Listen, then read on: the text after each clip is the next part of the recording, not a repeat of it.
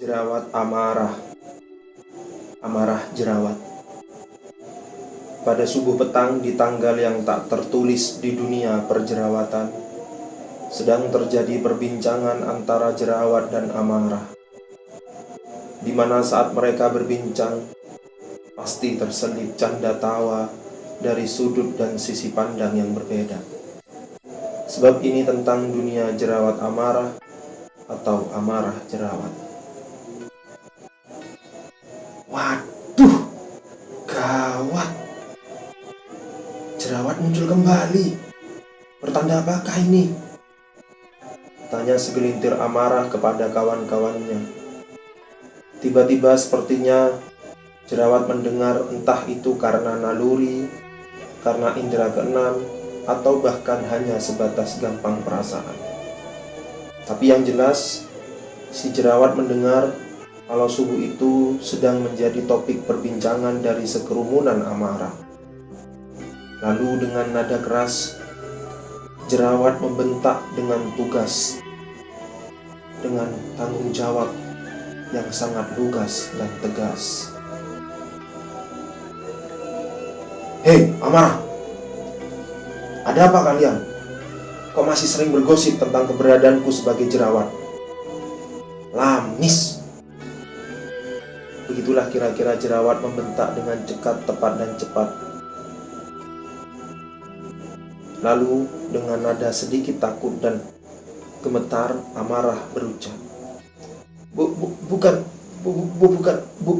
Bukan seperti itu, jerawat. Bukan seperti itu, tenang dulu. Kami hanya berbincang tentang kemunculanmu saja. Jadi tenang ya. Begitulah perwakilan dari amarah memberanikan diri untuk berbicara. Terus, memangnya kenapa dengan kemunculanku? Sahut jerawat kembali menegaskan. Bukan seperti itu maksud kami, jerawat. Bukan.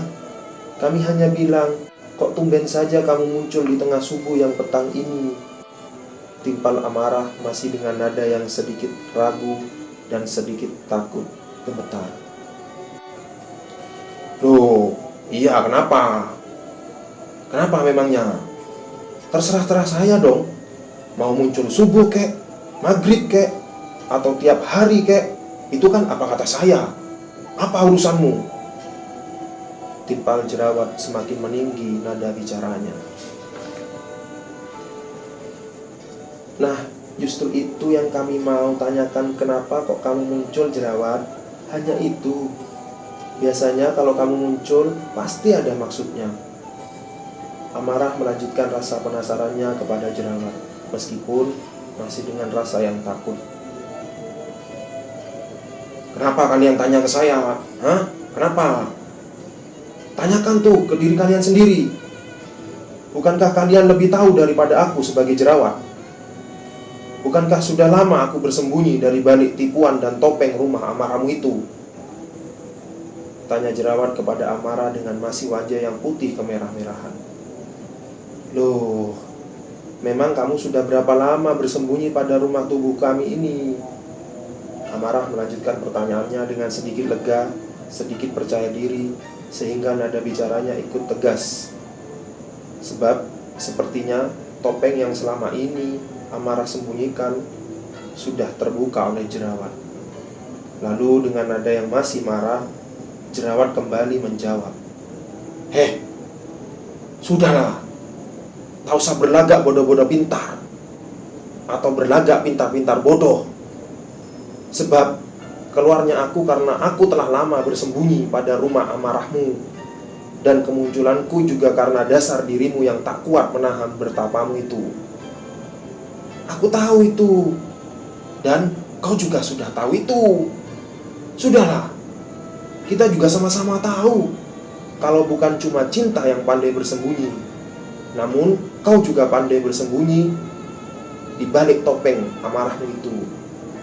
Aku kan hanya korban dari ketopenganmu dari dulu. Jerawat terus saja mengomel, menegaskan ketidakadilan yang selama ini dia rasakan. Oke, baiklah. Sudah, jangan diteruskan ceritamu. Jadi, aku harus bagaimana agar kau kembali tak muncul lagi? Jawab amarah yang kembali bersilat muka. Dari mimik yang tadinya takut, lalu berubah tegas, lalu sekarang berwajah malu-malu. Ya fair saja. Kalau kamu memang ingin aku tak muncul lagi, dan kemunculanku kali ini hilang kembali, gampang. Tekan saja badanku, kata jerawat kepada Amarah. Lalu jerawat meneruskan omongannya. Setelah kau tekan badanku, lalu bersihkan dan rawat dengan pembersih muka, atau minimal dengan sabun yang harganya hanya 500 rupiah. Tapi dengan syarat, kau juga harus pandai menekan pasukanmu dan membersihkan yang lain, agar tak melulu bertopeng pada diriku. Sehingga nantinya jelas kalau kamu bernama Amarah dan aku bernama Jerawat. Itu penegasan dari Jerawat kepada Amarah. Namun tak berhenti dari situ, Jerawat melanjutkan omelannya. Sudah ya, setelah itu. Jadi kalau kamu sudah melakukan hal itu, aku tak perlu lagi sembunyi dalam topeng kesucianmu yang bernama Amarah. Jadi nantinya Jerawat sepertiku tak kebingungan dan tak lagi jadi kambing hitam sebab topeng amarahmu. Dengan begitu, aku tak mungkin bisa muncul kapan saja seperti yang kalian khawatirkan selama ini. Dengan sedikit lega, Amarah menjawab secara pelan-pelan. Baiklah, maafkan kami ya, Jerawat, yang sudah tak berani mengakui diri kami sebagai Amarah. Sehingga kalianlah yang dituduh menjadi biang kerok dari sakitnya seluruh manusia. Nah, gitu, fair kan kalau gini? Ungkap Jerawat yang masih sedikit marah. Dan seketika aku terbangun dari perbincangan yang menghebohkan telingaku itu. Dan dari kebingungan itu, ternyata aku cuma mimpi dari tidurku yang lelap semalam tadi. Dan beruntungnya, jerawatku di pipi sudah hilang subuh ini.